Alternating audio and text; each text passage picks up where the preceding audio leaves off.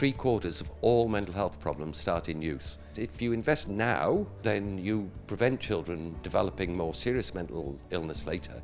We can reduce suicide rates, risky behaviors, drug abuse, recruitment into armed forces. In fact, it is life-saving.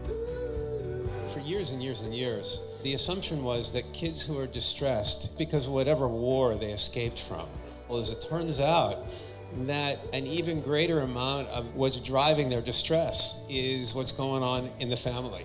The more that we support parents' own well-being, the more we are going to be protecting children of all ages from 0 on up.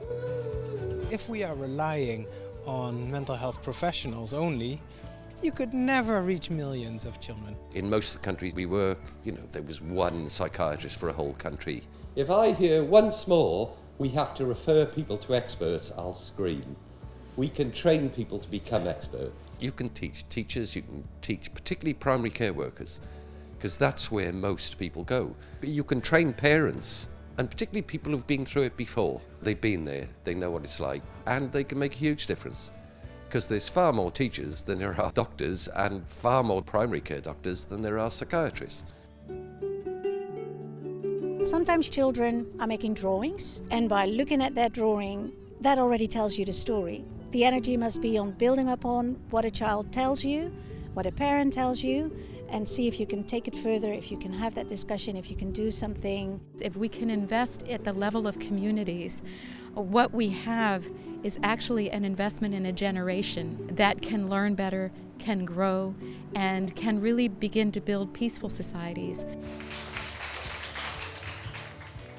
3 recommendations that we're taking to the conference, and the first one is acting early. If we can invest and contribute to children feeling better, we get healthier society in the long run.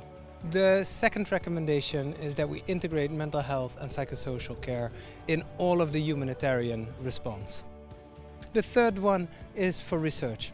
We do not know enough yet what works, and we cannot reach 450 million children that are affected by conflict if we don't know what works. We're talking about the ability of children and young people to access livelihoods, to access futures, and to have a different sort of family life than the one that they came from.